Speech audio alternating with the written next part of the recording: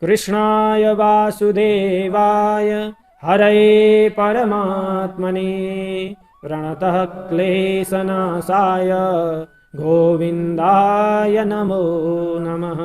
भन्नुहोस् भागवत भगवान को, श्री सद्गुरुदेव भगवान को, श्री वेदव्यास भगवान को, श्री शुकदेव जी महाराज को, राष्ट्रदेव पशुपतिनाथ को, वृंदावन बिहारी लाल को। जय जय श्री राधे श्याम। परम मंगलमय अखिल कोटि ब्रह्मांड नायक भगवान श्री हरि सर्वेश्वर श्री कृष्ण को साक्षात वाङ्मय प्रतिमूर्ति श्रीमद् भागवत महापुराण, जसको सायंकालीन स्वाध्याय कक्षा विशेषमा हामी समुपस्थित भइसकेका छौँ। हामी प्रतिदिन श्रीमद् भागवत महापुराणको यस स्वाध्याय कक्षाका माध्यमबाट सेवा गर्ने प्रयत्न गरिरहेका, भगवानका अक्षर विग्रहहरूको सरसर्ती हेर्ने अथवा अक्षर विग्रहहरूमाथि दृष्टिपात गर्ने चेष्टा गरिरहेका छौँ। प्रतिदिन चाहिँ हामी द्वितीय स्कन्धको द्वितीयौं अध्यायमा उपस्थित छौँ। पूर्व प्रसङ्गमा हामीले द्वितीय अध्यायका 8औं श्लोकसम्मलाई हेरेका थियौँ। यहाँ राजा परीक्षितलाई शुकदेवजी महाराज भगवानको स्थूल स्वरूप र सूक्ष्म स्वरूपको वर्णन गर्दै हुनुहुन्छ। हामीले पूर्व अध्यायमा भगवानको विराट स्थूल स्वरूपको वर्णन सुन्यौँ। अब द्वितीय अध्यायमा सूक्ष्म स्वरूप, भगवानको सूक्ष्म स्वरूपमा कसरी हाम्रो धारणालाई धारण गर्ने भन्ने कुरालाई यहाँ विस्तृत रूपमा भन्दै हुनुहुन्छ। अगाडि भगवान नारायणका नाभि कमलबाट उत्पत्ति हुनुभएका ब्रह्माजीले पनि भगवानको स्थूल ब्रह्माण्डात्मक विराट शरीरमा नै आफ्नो धारणा स्थित गराएर पहिला नष्ट भएको स्मृतिलाई प्राप्त गर्नुभयो र त्यही स्मृतिबाट यथावत पूर्व जसरी सृष्टि भएको थियो त्यही अनुसारले सृष्टि प्रक्रिया सञ्चालन गर्नुभयो। त्यसकारण हामीले पनि आफ्ना अन्तर्हृदयमा स्थित भगवानलाई सूक्ष्मतम भगवानको त्यो स्वरूपलाई धारणा गर्न सक्दछौँ भन्नुभयो। यहाँ शुकदेवजी महाराजले राजा परीक्षितलाई भगवानलाई अन्तर्हृदयमा धारणा गर्दा कस्ता भगवानका अवयवहरूमा चाहिँ आफ्नो मनलाई लगाउने भन्ने कुरा बताउँदै हुनुहुन्छ। अब 9 श्लोकबाट अगाडि कसरी भगवानको सूक्ष्म स्वरूपलाई शुकदेवजी महाराजले वर्णन गर्नुहुन्छ, आउनुहोस् हेरौँ।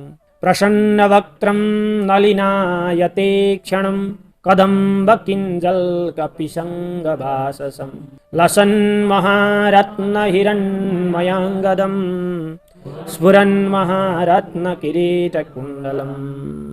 यहाँ अगाडि भन्नुभएको थियो कोही साधकले आफ्ना अन्तर्हृदय आकाशमा भगवानलाई प्रतिष्ठित गराउँछ भनेर। भगवानको स्वरूप कस्तो हुन्छ त अन्तर्हृदयमा, कसरी कस्ता स्वरूप भएका भगवानलाई स्थापित गराउने भन्दा प्रसन्न वक्त्रम, प्रसन्न मुहारले युक्त हुनुभएका यस्ता। अनि नलिनायते क्षणम, नलिनम पद्मम तद्वत् प्रसन्ने आयते दीर्घे इक्षणे यस्य तम नलिनायते क्षणम। पद्म जस्तो सुन्दर ठुला अनि कमलाकार भगवानका आँखा छन्, नेत्र कमल छन् भगवानका, यस्ता भगवानलाई त्यहाँनिर हामीहरूले सम्झिनु पर्यो। अनि अर्को भन्दै हुनुहुन्छ कदम्ब किञ्जल्क पिशङ्गवाससं, कदम्ब पुष्पस्य किञ्जल्का केसरा तद्वत् पिशङ्गः पीत वासः यस्य स तं कदम्ब किञ्जल्क पिशङ्गवाससं। कदम्बको पुष्प जसको केसर त्यस्ता पहेँला वस्त्र धारण गर्नुभएका, कमलाकार ठुला आयताकार आँखा हुनुभएका अनि कदम्ब पुष्पका केसर जस्तो पहेँलो वस्त्र धारण गर्नुभएका यस्ता भगवानलाई हृदयमा हामीहरूले सम्झनु पर्यो। अनि अगाडि फेरि कस्ता भगवान भन्दा लसन् महारत्न हिरण्मयाङ्गदम, लसन्ति महारत्नानि येषु तानि सुवर्णमयाङ्गदानि यस्य। चम्चमाउँदा भएका सुवर्णमय मणि माणिक्य जडित भएका मालाहरू लगाउनु भएका यस्ता भगवानलाई हामीले सम्झिनु पर्यो। अनि स्फुरन् महारत्न किरीट कुण्डलम, फेरि सौन्दर्यले युक्त गराउने खालका चम्किला यस्ता महारत्न विभिन्न मणिमाणिक्य जडित भएका यस्ता किरीट भनेको मुकुट र कुण्डलम, कुण्डललाई लगाउनु भएका यस्ता भगवानलाई चाहिँ हामीहरूले हृदयमा के गर्नु पर्यो, स्मरण गर्नु पर्यो, स्थापित गर्नु पर्यो। त्यस्तै उन्निद्ररित पङ्कज कर्णिकालये योगेश्वरास्थापित पाद पल्लवम श्रीलक्ष्मणं कौस्तुभरत्न कन्धरं अम्लानलक्ष्म्या वनमालयाचितम्। उन्निद्रम विकसितम, विकसित भएका छन्, फक्रेका छन्।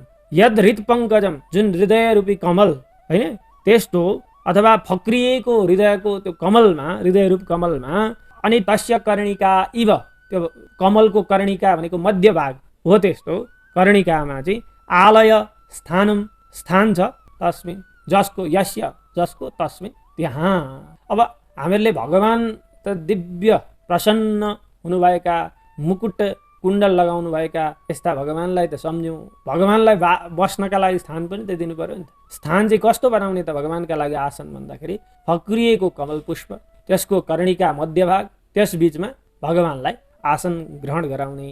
अनि अब योगेश्वरा स्थापित पाद पल्लवम, योगेश्वरैः आस्थापितौ पाद पल्लवौ यस्य तम भन्दा योगेश्वरा स्थापित पाद पल्लवम भनेको योगेश्वरहरूद्वारा जुन त्यो कमल छ त्यसमाथि स्थापित गरिएको छ आफ्नो पाउ, अथवा मतलब योगेश्वर भनेका भगवान, उहाँले चाहिँ त्यो कमल कर्णिकामाथि आफ्नो के गर्नुभएको छ, पाउलाई राख्नु भएको छ।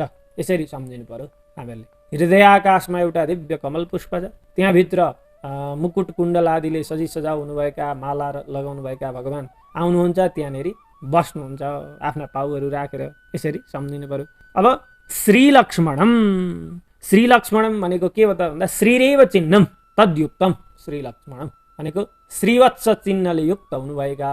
अनि फेरि कौस्तुभ रत्न कन्दरम, कौस्तुभ नाम गरेको मणिलाई चाहिँ आफ्नो गलामा लगाउनु भएका यस्ता भगवान। त्यस्तै अम्लान लक्ष्म्या वनमालया चितम, कहिल्यै नओइलाउने भएको, कहिल्यै नओइलाउने भएको, लक्ष्म्या भनेको ऐश्वर्य छ जसको, यस्तो वनमालाद्वारा चाहिँ ढाकिनु भएका अथवा वनमाला लगाउनु भएका यस्ता भगवानको चिन्तन गर्नु पर्यो। विभूषितम मेखलयाङ्गुलीयकैर् महाधनैर्नूपुरकङ्कणादिभिः स्निग्धामलाकुञ्चितनीलकुन्तलैर् विरोचमानाननहासपेशलम्। महाधनै नूपुरकङ्कणादिभिः भनेको बहुमूल्य रत्नद्वारा निर्मित भएका नुपुर पाउजु अनि कङ्कणादिभिः चुरा आदिद्वारा चाहिँ, अनि मेखलयाङ्गुलीयकैः, मेखला कटिबन्ध, त्यस्तै गरेर अङ्गुलीयकैः भनेका हातमा लगाउने औँठीहरूद्वारा चाहिँ विभूषितम सुशोभित हुनुभएका यस्ता भगवानलाई सम्झिनु पर्यो। अनि स्निग्धामला कुञ्चित नीलकुन्तलैः, अनि स्निग्धामला कुञ्चित नीलकुन्तलै भनेको कस्तो त भन्दाखेरि स्निग्धत्वादि विशिष्टैः कुन्तलैर् विरोचमाने आनने यो हासस्तेन पेशलम सुन्दरम भनेको स्निग्ध चिल्लो, अनि अमल भनेको निर्मल सफा स्वच्छ, आकुञ्चित भनेको घुङ्रिएको, यस्तो नील भनेको कालो, कुन्तलैः कपालद्वारा चाहिँ विरोचमान सुशोभित हुनु भएको आनन मुखमण्डल, मुखकमल छ। अनि त्यसमा पनि पेशलम हाँसह, सुन्दर हाँसो छ भगवानको। यस्ता भगवानलाई चाहिँ हृदय कमलमा के गर्नु पर्यो, विराजमान गराउनु पर्यो। अदीन लीला हसिते क्षणोल्लसत भ्रूभङ्ग संसूचित भूर्यनुग्रहम् इक्षेत चिन्तामयमीनमीश्वरं यावन्मनोधारण यावतिष्ठते। अनि फेरि भगवानकै स्वरूपको चर्चा हुँदैछ। कस्ता भगवानलाई, सूक्ष्मतम भगवानलाई चाहिँ अन्तर्हृदयमा निवास गराउने भन्दा अधीन भनेको उदार, लीला, लीलाले युक्त हुनुभएका, उदार लीलामय होइन, हसी त हाँसो छ जसको यस्ता, अनि हाँसोले शोभित भएको इक्षण हेराए त्यसले चाहिँ उल्लसत भनेको सौन्दर्यशाली हुनुभएका। अनि भ्रूभङ्ग संसूचित भूर्य अनुग्रह, आफ्नो भ्रू आँखी भाउको भङ्ग भनेको टेढो मेढो गरिदिनाले मात्रै पनि सूचित भूरि अनुग्रहम के हुन्छ त भन्दा आफ्ना भक्तहरूलाई अनन्त अनुकम्पा गरिराख्नुभएका, दिइराख्नुभएका, अनुग्रहित गरिराख्नुभएका यस्ता चिन्तामयम भनेको चिन्तनद्वारा प्राप्त गरिने यस्ता एनम ईश्वरम, यस्ता ईश्वर भगवानलाई चाहिँ इक्षेत के गर्नु पर्यो, हृदयाकाशमा देख्नु पर्यो। कति बेरसम्म देख्ने त यस्ता भगवानलाई, हृदयमा कति बेरसम्म राख्ने भन्दाखेरि यावत जबसम्म मन, यो हाम्रो मन चाहिँ धारणया अथवा धारणाद्वारा मन, हाम्रो मन अवतिष्ठते भनेको स्थिर हुँदैन। हामी त धारणाको चर्चा गर्दैछौँ नि त, होइन? धारणा, पहिले धारणाको स्वरूप कस्तो, अब केमा धारणालाई आश्रय, धारणाको आश्रय के हो, कसरी धारणा गर्ने भन्ने यस्ता प्रश्नहरू गर्नुभएको थियो राजा परीक्षितले। अनि स्थूल स्वरूप भगवानको विराटमय स्वरूपको व्याख्या गर्नुभयो अगाडि। अहिले पछाडि के गर्दै हुनुहुन्छ भन्दा सूक्ष्मतम भगवानको स्वरूपलाई कसरी हृदयाकाशमा स्थापित गर्ने भन्ने कुरा यहाँ चर्चा गर्दै हुनुहुन्छ। अब जबसम्म धारणाद्वारा आफ्नो मनलाई स्थिर गर्न सकिँदैन तबसम्म भगवानका प्रत्येक अवयवहरूलाई, अवयव पनि पूर्ववर्णित अवयवहरू, त्यस्ता त्यस्ता अवयवहरूलाई सम्झिनु पर्यो र आफ्ना हृदयमा भगवानलाई धारणा गर्नु पर्यो। अब यहाँ अगाडि भन्नुहुन्छ एकैकसोऽङ्गानि धियानुभावैत् पादादि यावदशितं गदाभृतः जितं जितं स्थानमपैह्य धारयेत् परं परं शोध्यति धीर्यधा यथा। गदाभृतः, गदाधारी भगवान श्रीकृष्णका पादादि, पाउदेखि लिएर यावत हसितम, जहाँसम्म प्रसन्न मुखमण्डल छ, भगवानको सुन्दर के छ मुखकमल छ, त्यहाँसम्मका एकैकशः अङ्गानी, एक एक अङ्गहरूलाई चाहिँ क्रमशः के गर्नु पर्यो, धिया भनेको आफ्नो बुद्धिद्वारा अनुभव गर्नु पर्यो, देख्नु पर्यो, त्यहाँ आफ्नो ध्यानलाई लगाउनु पर्यो। अनि जितम जितम स्थानम अपोह्य धारयेत् भनेको स्वयं प्रयत्न बिना नै आफसे आफ भगवानका कुनै कुनै अवयवहरूको हृदयाकाशमा बढी मात्रामा देख्न थालियो भने तिनीहरूलाई चाहिँ अपोह्य भनेको पार गरेर, तिनीहरूबाट पार गरेर के गर्नु पर्यो भन्दाखेरि धारणा गर्नु पर्यो। मतलब भगवानको पाउदेखि लिएर शिरसम्मका ती सबै अवयवहरूलाई चाहिँ के गर्नु पर्यो, क्रमशः एक एक गरेर हामीहरूले देख्नु पर्यो हाम्रो अन्तर्हृदयमा। अब त्यति भइसकेपछि के हुन्छ, परम परम शुद्ध्यति धीर यथा यथा। त्यहाँदेखि चाहिँ उत्तर उत्तर भगवानको अवयवहरूको दर्शन हुँदै हुँदै जाँदाखेरि धीहि यथा यथा शुद्ध्यति, के हुन्छ, बुद्धि शुद्ध भएर मन अझ स्थिर हुँदै जान्छ, मन शान्त हुँदै जान्छ। हाम्रो मन भनेको कस्तो छ भन्दा समुद्रमा छाल आए जस्तो छ, बार बार समुद्रमा छाल आइरहन्छ नि, त्यस्तै समुद्रमा छाल आइरहे जस्तो विचारका छालहरू हाम्रो मनमा बार बार आइरहन्छ। अब ती विचारबाट शून्य हुनु पर्यो, विचार शून्य अवस्थामा पुग्नु। जबसम्म विचारलाई शून्य हुँदैनन् अथवा मन शान्त हुँदैन तबसम्म चाहिँ भगवानका प्रत्येक अवयवहरूको स्मरण गर्नु पर्यो। विचारबाट पर हट्नका लागि भगवानका अवयवहरूको हामीले के गर्नु पर्यो, आश्रय ग्रहण गर्नु पर्यो। अब यहाँ अगाडि भन्नुहुन्छ यावन्न जायेत परावरेस्मिन् विश्वेश्वरे द्रष्टरि भक्ति योगः तावत् स्थवीयः पुरुषस्य रूपं क्रियावसाने प्रयतः स्मरेत। यहाँसम्म अब सूक्ष्म स्वरूपको के गर्नुभयो, वर्णन गर्नुभयो। अब अगाडि के भन्नुहुन्छ कि सूक्ष्म स्वरूप अन्तर्हृदयाकाशमा हामीहरूले देख्नु पर्यो कि चाहिँ ब्रह्माण्डात्मक विराट स्वरूप सारा जगतमा हामीहरूले प्रभुमय देख्नु पर्यो जगतलाई। यहाँ के भन्नुहुन्छ भन्दाखेरि यावत परावरी विश्वेश्वरी द्रष्टरी अस्मिन् भक्ति योग न जायते। जबसम्म चाहिँ परावर भनेको सत असत स्वरूप हुनुभएका यस्ता, पर भनेको ब्रह्मादि, अवर भनेको जीवादि, मतलब देवतादेखि लिएर सुरमुनिदेखि भुसुनासम्म भनौँ हो, त्यस्ता सम्पूर्ण जीवहरूका, प्राणीहरूका अन्तर्हृदयाकाशमा निवास गर्नुहुने भगवान विश्वेश्वरी, विश्वका ईश्वर स्वरूप हुनुभएका द्रष्टरी, द्रष्टा यस्ता भगवानमा जबसम्म जबसम्म चाहिँ अस्मिन् भक्ति योग नजायते, उनै परमात्मामा हाम्रो भक्ति योग जाँदैन। अब भक्ति उत्पन्न हुँदैन, परमात्माको भक्ति जबसम्म उत्पन्न हुँदैन, क्रियावसाने, तावत क्रियावसाने, नित्य र नैमित्तिक क्रियाहरूलाई, नित्य नैमित्तिक क्रियाहरूलाई चाहिँ समाप्त गरेर अवसाने, क्रियावसाने प्रयत्नपूर्वक, यत्नपूर्वक के गर्नु पर्यो त भन्दाखेरि स्थवीय पुरुषस्य, ब्रह्माण्डात्मक स्थूल स्वरूप विराट पुरुषको के गर्नु पर्यो भन्दा रूपम, रूपलाई प्रयत्नपूर्वक स्मरण गर्नु पर्यो। भगवानको त्यो ब्रह्माण्डात्मक स्थूल स्वरूपलाई अथवा आँखा बन्द गरेर हृदयाकाशमा भगवानको सूक्ष्म स्वरूपलाई चाहिँ सम्झनु पर्यो। जबसम्म भक्ति योग दृढ हुँदैन, हामीमा भक्ति दृढ हुँदैन। जस्तै हामीले जति पनि क्रियाहरू गर्छौँ नि, ती सबै क्रिया पनि भक्ति उत्पन्न होस् भगवानमा भन्नका लागि क्रमशः बिस्तारै बिस्तारै पूजन आदि गर्दै गर्दै जाँदाखेरि त्यसले हामीमा भक्ति बढाउँदै जान्छ। पहिले त हामीमा आदरभाव बढाउँछ, त्यस्ता क्रियाहरूले जो भगवानको सेवा गर्छौँ तिनीहरूले भगवानप्रति आदरभाव बढाउँछ। आदरभाव भइसकेपछि बिस्तारै रति हुन्छ, प्रेम हुन्छ। प्रेम पनि जब दृढ हुँदै हुँदै जान्छ तब भक्तिको स्वरूप धारण गर्छ। हो त्यो भक्ति जबसम्म प्राप्त हुँदैन तबसम्म हामीहरूले के गर्नु पर्यो त भन्दाखेरि भगवानमा आफ्नो मनलाई प्रयत्नपूर्वक लगाउनै पर्यो भन्नुहुन्छ। अब अगाडि स्थिरं सुखं चासनमाश्रितो यदा जिहासुरिममङ्गलोकं काले च देशे च मनो न सज्जयेत् प्राणान्यच्छेन् मनसः जितासु। यहाँसम्म भगवानको स्थूल र सूक्ष्म स्वरूपको वर्णन कसरी अन्तर्हृदय आकाशमा धारणा गर्ने भन्ने कुरो राजा परीक्षितलाई सुखदेवजी महाराजले बताउनुभयो। अब अन्तिम अवस्थामा कसरी आफ्नो प्राणवायुलाई योगीहरूले त्याग्दछन् भनेर क्रम मुक्तिको कुरा बताउँदै हुनुहुन्छ।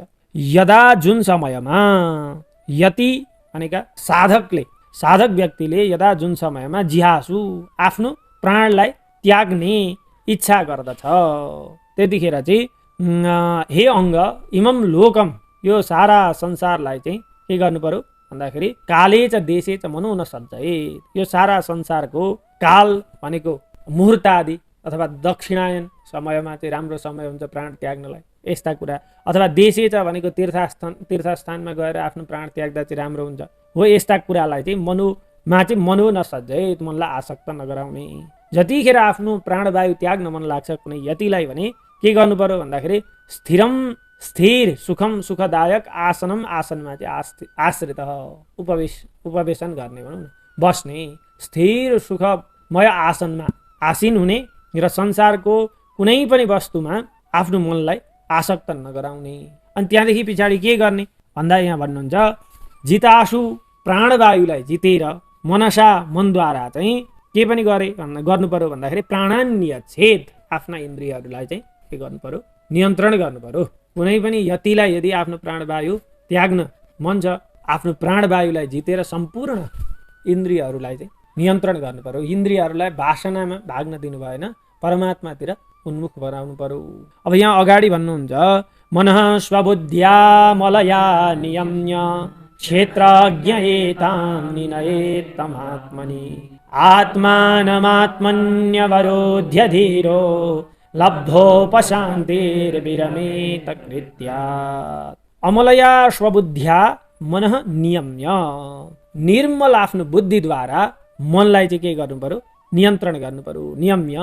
अनि त्यो बुद्धि र मनलाई के गर्नु पर्यो भन्दा क्षेत्रज्ञ आत्मनि एताम निनये त्यो बुद्धि र मनलाई चाहिँ क्षेत्रज्ञ भएको आत्मामा के गर्नु पर्यो भन्दाखेरि लीन गराउनु पर्यो।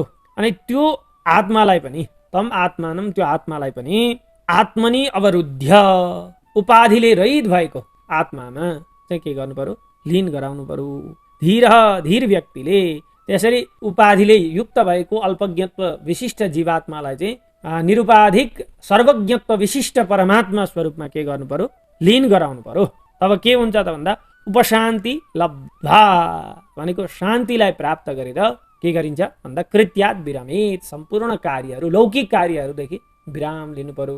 जब आत्मालाई परमात्मामा योग गराइन्छ तब के हुन्छ भन्दाखेरि सारा संसारका कृत्यहरूदेखि बाहिर हटियो अथवा कामहरूलाई गरिएन अनि शान्तिलाई प्राप्त गरियो, परम शान्तिलाई परमानन्दलाई प्राप्त गरियो। जस्तो आत्मतत्व त एउटै हो, कसरी चाहिँ आत्माको परमात्मामा लीन हुन्छ त भन्दाखेरि एउटा उपाधिले सहित भएको आत्मा छ त्यो जीवात्मा हो, एउटा निरुपाधिक आत्मा छ त्यो भनेको भन्दा परमात्मा हो। अब एउटा कुराले आत्मा र परमात्मालाई छुट्याएको छ के भन्दाखेरि अल्पज्ञत्व विशिष्ट आत्मा जीवात्मा, अब सर्वज्ञत्व विशिष्ट आत्मा भनेको चाहिँ परमात्मा।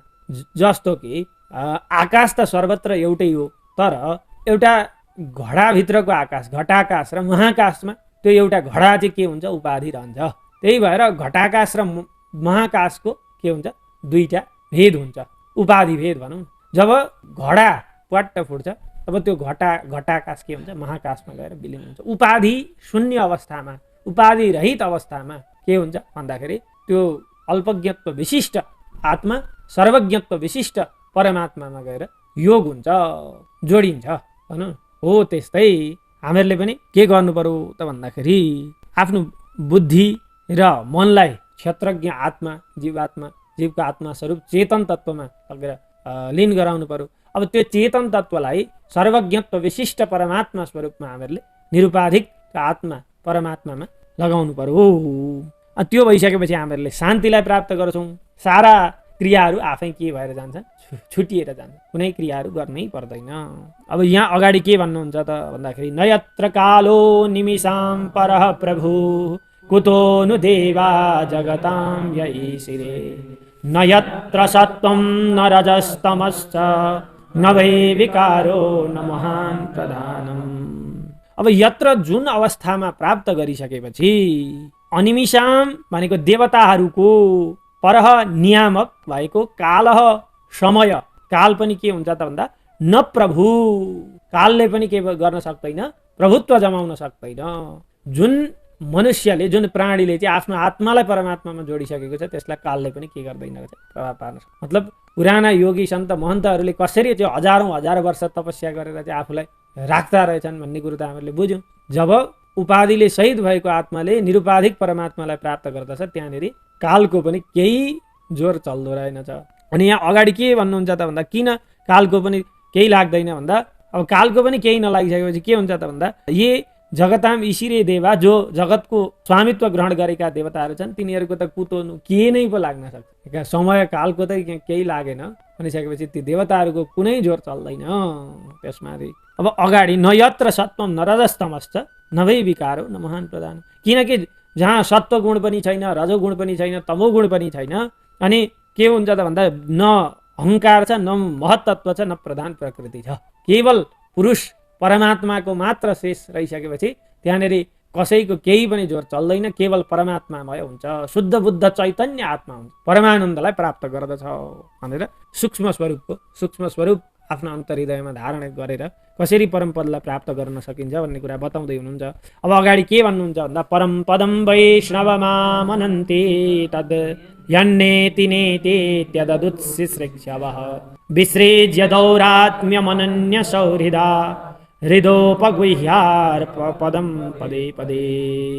यत नेति नेति उत्सृशिक्षवः भनेको भगवान भन्दा इतर तत्त्वहरूलाई चाहिँ अतत् भनेको न तद अतत्, भगवान भन्दा इतर तत्त्वहरूलाई चाहिँ उत्सृक्षवः भनेको पन्साउने भएका त्यस्ता योगीजनहरूले पनि यत नेति नेति यो होइन परमात्माको सिद्धि गर्नका लागि परमात्मा भनेको यस्ता यस्ता यस्ता हुनुहुन्छ भन्दा त्यो होइन भन्दै निषेध गर्दै निषेध मार्गबाट परमात्माको सिद्धि गर्न लागेका त्यस्ता व्यक्तिहरूले पनि दौरात्म्यम विसृज्य परमात्मा भन्दा इतर पदार्थहरूलाई चाहिँ त्याग्दै जाँदाखेरि अर्ह पदम भनेको पूजनीय त्यस्तो भएको भगवानको पद, जसलाई अनन्य सौहृदा अत्यन्त सुहृद भावले हृदयाकाशमा उपगह्य अङ्कमाल गरेर पदे पदे पाउमा के गर्दछन् त भन्दा वैष्णवम परम पदम आमनन्ति, परम वैष्णव पदलाई चाहिँ प्राप्त, त्यही हो भगवानको परम पद, तद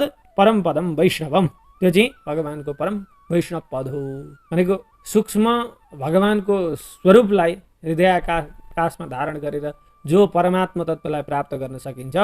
वेद योगीहरूद्वारा पनि नेति भन्दै जुन कुरा निषेध मार्गबाट भगवत तत्त्वको सिद्धि गरिन्छ त्यसलाई नै के भनिन्छ, परम वैष्णव पद, भगवानको स्थान, भगवानको पदवी, नारायणको पदवी भनेर भनिन्छ। हामीहरूले यो भगवानको सूक्ष्म स्वरूपको चर्चा गर्दैछौँ। आज यहाँसम्म मात्रै हामी पुग्यौँ। भोलिका बसाइमा पुनः यहाँदेखि अगाडिका विषयहरूलाई हामी चर्चा गर्नेछौँ। कृष्णाय वासुदेवाय हरये परमात्मने प्रणतः क्लेशनाशाय गोविन्दाय नमो नमः। भन्नुहोस् भागवत भगवानको